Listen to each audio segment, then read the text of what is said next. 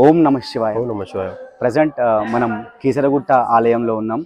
మీకు ఈ కీసరగుట్ట ఆలయం చరిత్ర చెప్పాలంటే శ్రీరాముడు రావణుని అనుసరించినాక అయోధ్యకి ప్రయాణం అయ్యేటప్పుడు మార్గం మధ్యంలో కీసరగుట్ట అనే ఈ ప్రాంతంలో శ్రీరామునికి ఒక ఆత్మలింగాన్ని ప్రతిష్ఠించాలా అని ఒక కోరిక కలుగుతుంది. అప్పుడు వెంటనే శ్రీరాముడు హనుమంతునికి కాశీ నుంచి ఆత్మలింగాన్ని తేవాలని చెప్పి హనుమంతునికి శ్రీరాముడు ఆదేశం ఇస్తారన్నమాట. అప్పుడు వెంటనే హనుమంతుడు కాశీ నుంచి ఆత్మలింగాన్ని తీసుకొని బయలుదేరుతారనమాట. ఈ బ్రహ్మముహూర్తం అనే ఒక టైంలోనే ఆత్మలింగాన్ని ప్రతిష్ఠించాలని శ్రీరామచంద్రుడు అనుకుంటాడు.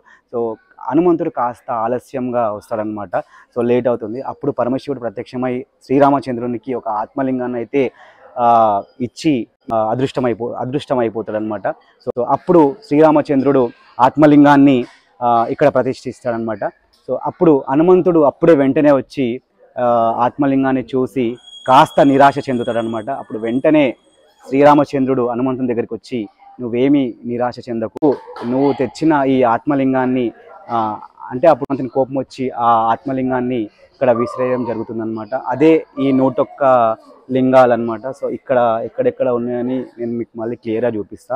సో ఇదొక 101 ఆత్మలింగాలు అయితే ఇక్కడ ఈ ప్రదేశాల్లో ఉంటే మనకి కనిపిస్తాయి అనమాట. కింద కూడా ఉన్నాయన్నమాట.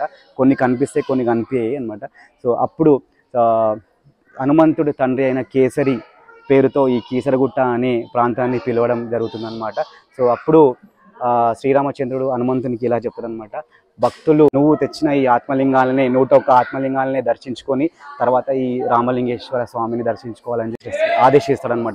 మన హనుమంతుడు చాలా సంతోషంతో పొంగిపోతాడు అనమాట. సో ఇంకా మనం చూస్తున్నాము అక్కడ హనుమంతుడి ఆలయం అయితే మనకు కనిపిస్తుంది అనమాట. అండ్ హనుమంతుడి విగ్రహం కూడా ఎంతో పెద్దగా మనకి చూసుకోవచ్చు అక్కడ. అండ్ ఇంకా శివరాత్రి ఉంది కాబట్టి భక్తులు కూడా చాలా మంది తరలి వస్తున్నారు. స్వామివారికి ఈరోజు అభిషేకం కూడా జరుగుతుంది. And morning 6 to 12 and 3 to 6 వరకు అయితే అభిషేకం కూడా కొనసాగుతుంది అనమాట. శివరాత్రి ఉంది కాబట్టి వర్క్ కూడా చాలా ఫాస్ట్గా కంప్లీట్. లైటింగ్ కూడా మీరు చూసుకోవచ్చు. అండ్ ఇక్కడ ఇంకా వర్క్ అయితే మార్నింగ్ నుంచి స్టార్ట్ అవుతుంది అనమాట. సో ఇంకా మరిన్ని విషయాలు నేను మళ్ళీ ఇంకొక వీడియోలో అప్డేట్ చేసి మీకు చెప్తాను అనమాట. అంతవరకు ఓం నమ శివాయ. Thank you. ఓం నమ శివాయ.